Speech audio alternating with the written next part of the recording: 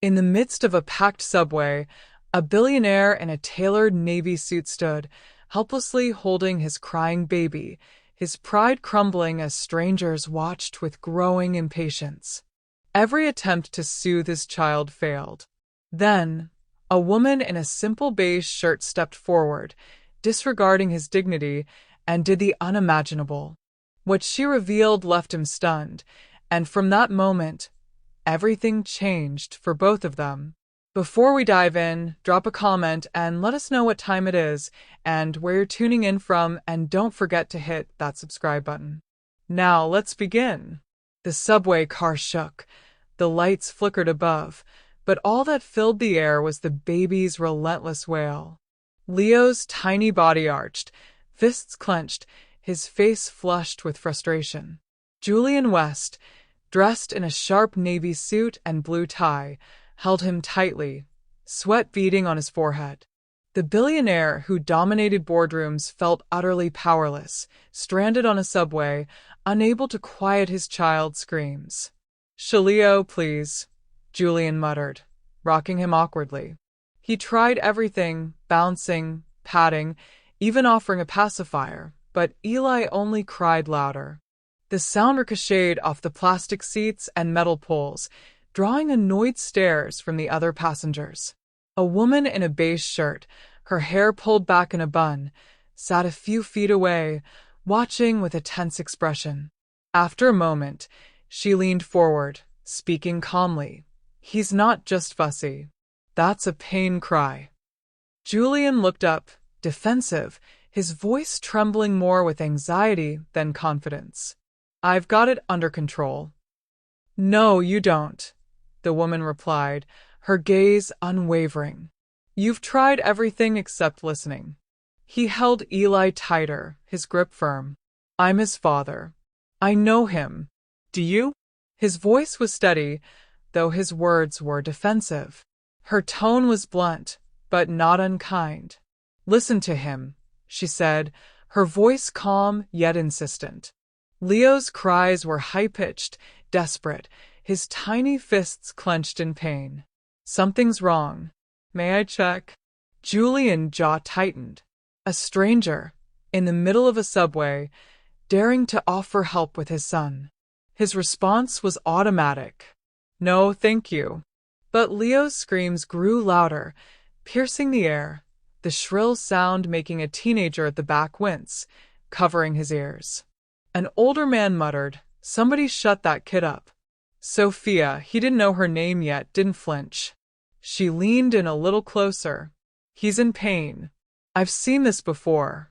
Julian clenched his fists. "I don't need advice from you," he snapped, but stopped, realizing how harsh it sounded. His face flushed with a mix of embarrassment and stubbornness. Her eyes locked on his, unwavering. "You don't need advice, but your son needs relief. That's the difference." The train lurched, making Julian grab the pole with one hand, while the other clutched Eli tighter. His son's face was nearly purple now, tears streaming down his cheeks, his cries gut-wrenching. Julian, voice cracked, desperation seeping in. "What do you think it is, then?" She shifted, leaning forward slightly, her voice low. "It could be a hair tourniquet. Sometimes a single strand of hair wraps around a baby's toe or finger, cutting off circulation. It burns.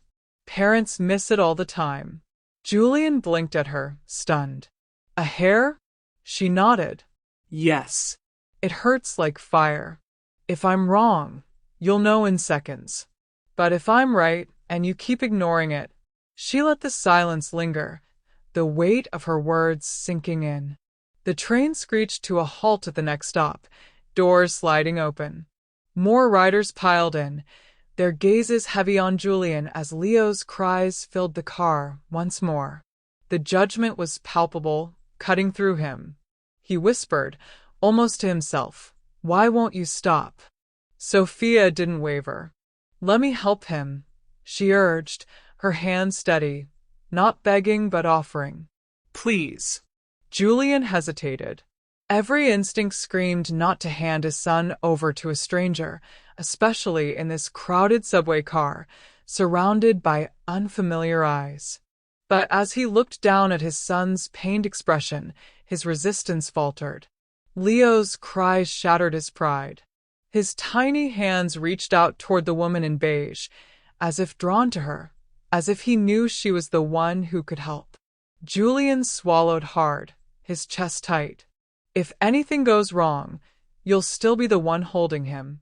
She didn't hesitate. I'm not taking him. I'm helping him.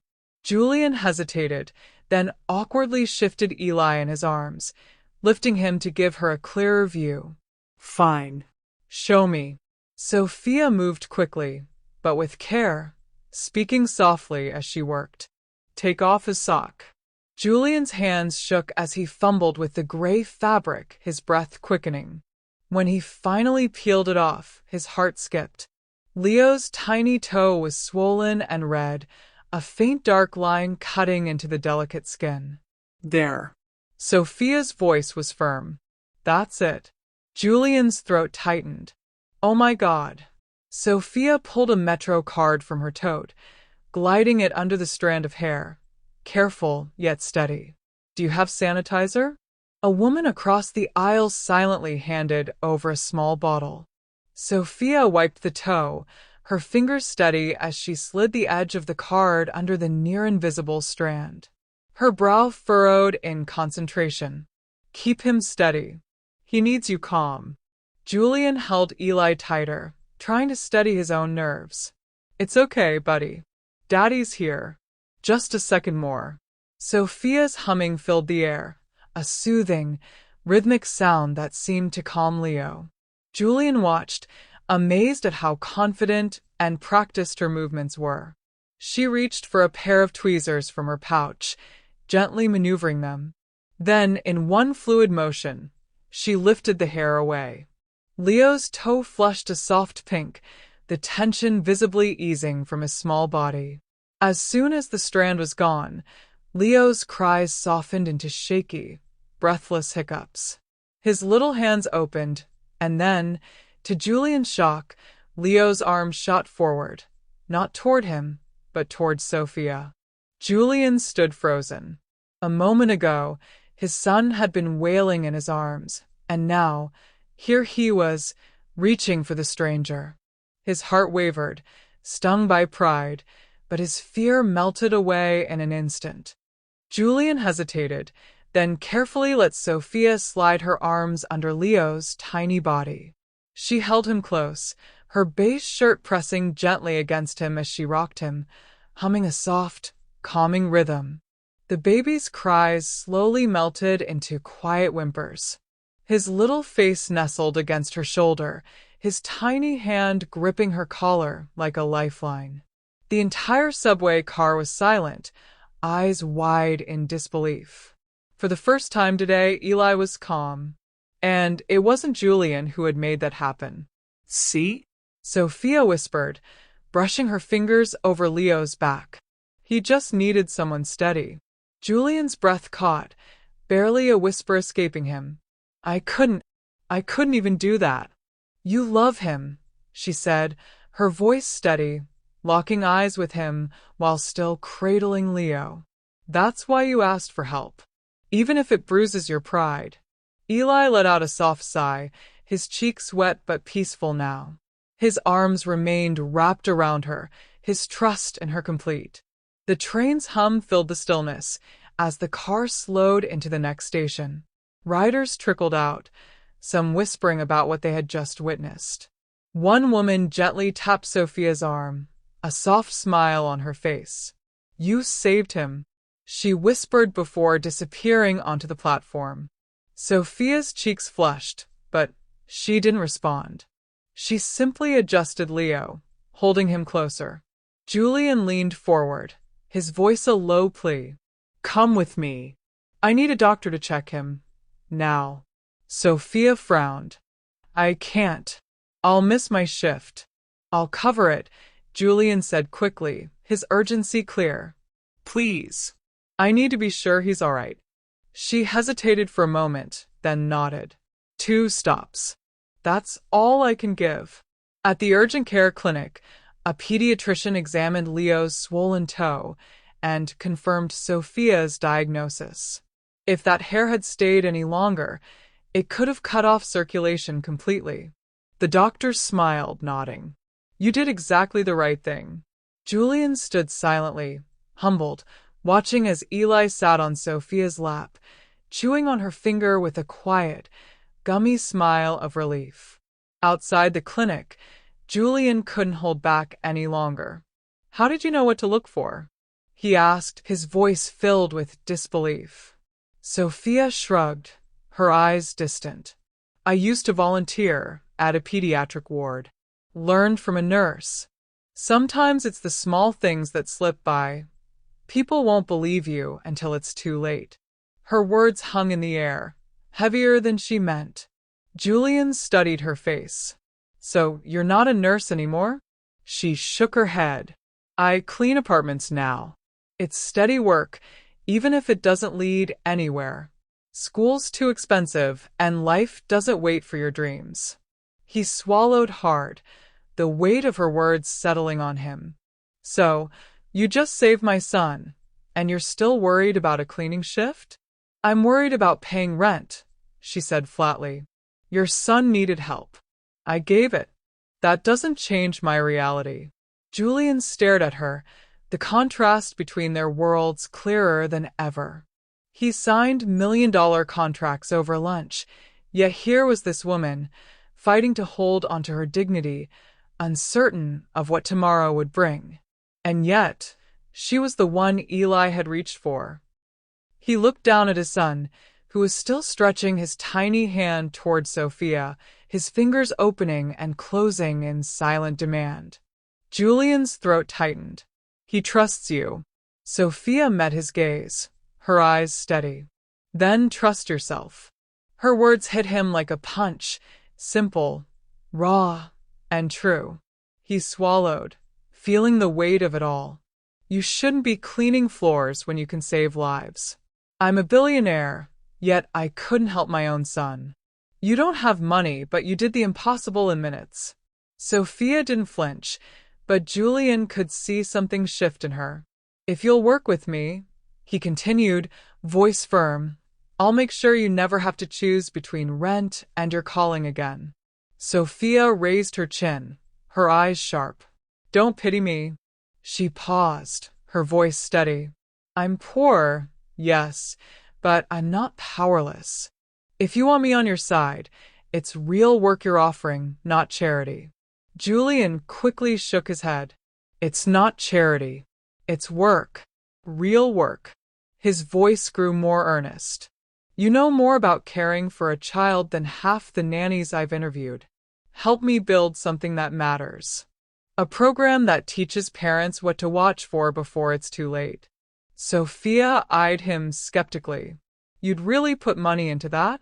Julian's voice cracked. My son screamed in my arms, and I had no idea why. You saved him. If I don't act on that, what kind of father am I? She held his gaze, looking for the arrogance that usually came with men like him. But all she found was a man vulnerable, desperate to do right. Slowly, she nodded. If it's real, if it's steady, I'll do it. Julian's face softened with relief. It's real. Eli stirred, yawning softly against her shoulder. Gently, Sophia handed him back to Julian. For the first time, the baby didn't cry. He nestled into his father's chest, his tiny hand resting against Julian's thigh. Julian whispered, his voice full of emotion, Thank you, Sophia. She smiled faintly, her eyes reflecting something deeper. Thank him. He knew what he needed. You just had to listen. The world continued to rush by around them, cars honking, lights flashing, but for a moment, it felt like everything had stopped. In that quiet, fleeting moment, everything changed.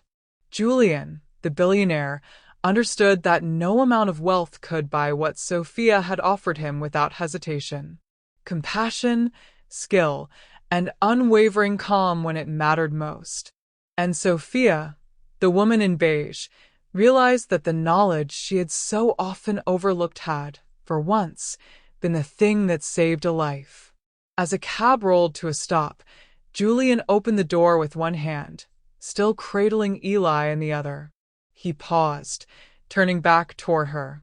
"Tomorrow, I'll have someone call you. Not to save me, but to work with me." Sophia gave a small nod, her tote bag resting on her shoulder, her face worn but glowing. "Then tomorrow I'll answer." Eli let out a soft coo, almost as if in agreement. As the cab pulled away, Julian felt a shift in the very core of his being.